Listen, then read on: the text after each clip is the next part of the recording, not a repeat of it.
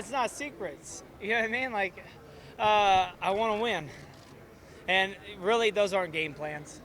You know what I mean? That's every fight plan that I have. And, of course, he knows. I know what he wants to do. So why not be open with, I know exactly what he needs to do. He needs to keep me at kicking distance, right? Kicking distance, kicking distance, kicking distance. What is that? About 3 to 3.5, maybe 4 foot, depending how he jumps in, right? I know that. So why not throw something in there and be like, I know he wants me to be in that range. Why don't I play a little bit out? Or play a little bit in. Make him think, okay, what is he doing? What is he doing? When is he going to attack? Is he not? Is he waiting for me? Mind games. It's all fun. I mean, he's such a unique striker and such a great striker. I know that you got a lot of power, but wouldn't this be the kind of fight where you go, I just got to go back to my wrestling and, maybe it's not the most exciting fight in the world, but that's the easiest way for me to win? No. I mean, why does everybody doubt my striking? Really? I mean, it's always, we can go back even to Campman was going to beat me in the striking world. Carlos Condit was going to beat me in the striking world.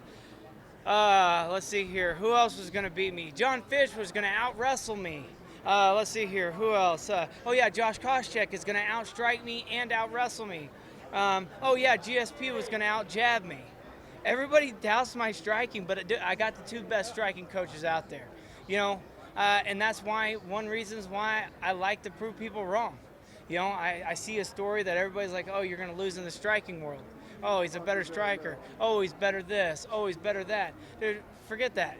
Hey, I got okay striking as well. He might have to be a little worried of that.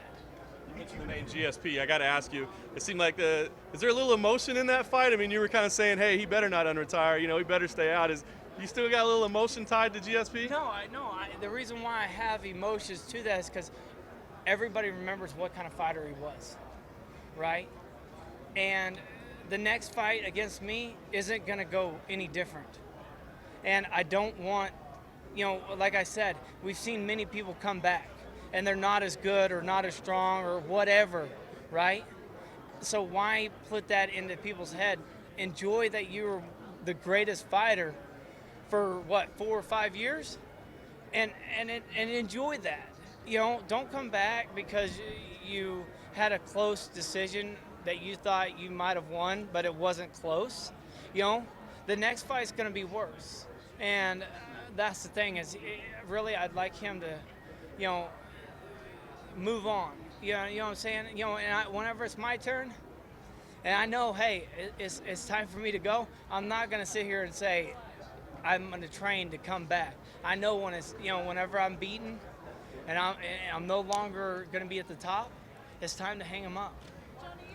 Having a lot of fun, it seems, this week. What's different about your mentality? You're having a lot of fun this week. What's different about your mentality? The mentality is that, like I said, I've been eating 6-7 meals a day, drinking a gallon of water a day, cutting weight.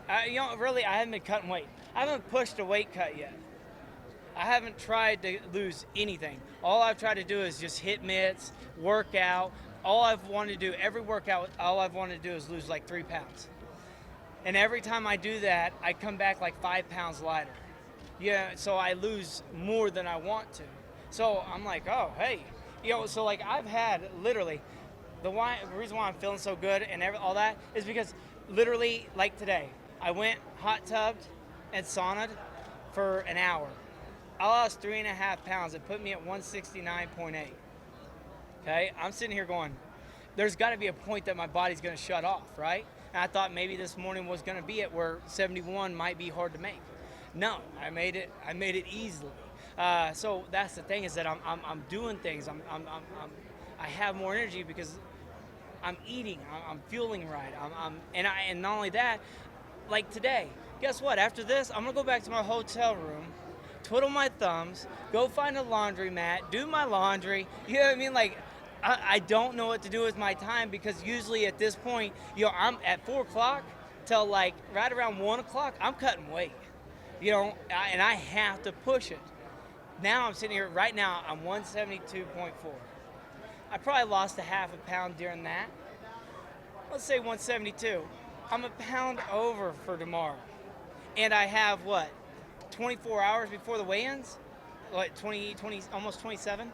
How much of a relief is it to not have that pressure of, am I going to hit it? Oh yeah, it's a huge relief. And that's one reason why we came in a little lighter this fight camp, because we wanted to make a statement. Hey, I can make the weight. The UFC can count on me again, and the fans can count on me again, right? But guess what? He pulled me from 205 to 169.8 in a little under 10 weeks. And what's going to happen if I'm at 185, 187, and we have to do this? We'll get to come in at, like I said, if I come in next fight camp at 180, I might still touch 170 again today, the way that my body's been working. So it's a totally different attitude. Johnny, when you were notified that this fight card was being switched to free TV, did it occur to you that that might be particularly fortuitous timing for you, given the fact that you're showing off the new physique, a new camp, reboot, that it puts you on a bigger stage at a great time? Yes. Hey, I love, don't get me wrong, I love fighting pay-per-view, but there's also a time and a place, and nobody's going to buy a pay-per-view if there's no title on the line, right? So as soon as they announced it was free TV, I was like, this is awesome. Instead of getting maybe 300,000 to 400,000 people to buy, guess what? I get to fight in front of 1 million to 1.5 million people might be watching this because it's free. That is awesome. So yeah, I'm all about, I've always said this and I'll always say it. I would, as much as I can piggyback off the UFC, because I'll never be as big as them, I'm gonna do it. You know what I'm saying? I'm gonna use the UFC that way. And so as soon as they announced that it was going to be a free card, I was like, thank you. Like I said, you just opened me to people that might not know who I am. Just everyday fans that don't really care who a fighter is, but they like watching fights. And I might be able to steal some of those guys. You've talked about cleaning up nutritional habits going into this fight. Now that we're just a few days away, what's the thing that surprised you the most about that approach that you didn't expect going in? Making 170 24 hours before you have to weigh in, and that and that I'm still losing weight, that I'm still sweating. Like today, I after I hot tubbed, I hit 170. I had to go to the bathroom. I was still actually able to go to the bathroom, so my body's still functioning correctly. So that means that I'm gonna have more energy for the fight. I'm not putting it all into the weight cut. I'm actually gonna put it into my mind, my body, and into the fight. Johnny, you talked about the differences, between weight cuts before and now. You're kind of looking for something to do. Could there be a negative aspect to that, of like breaking your routine a little bit? No, yeah, routine. Who cares about routine? Because really, sometimes routines suck.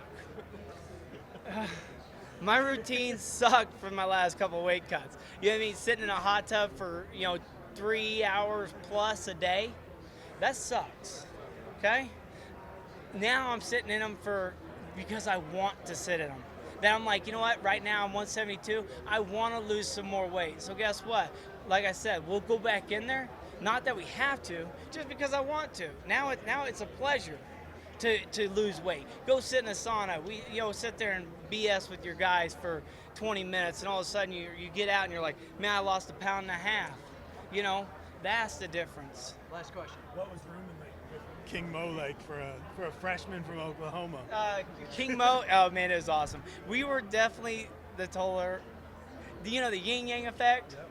That's what drew us together. He is so opposite, because I'd wear my cowboy hat, cowboy boots, and buckle, and then all of a sudden he'd be riding in my truck. We'd be listening to country music, and then when I rode with him, he would have the seats back where I couldn't even see out the window, and we're listening to the most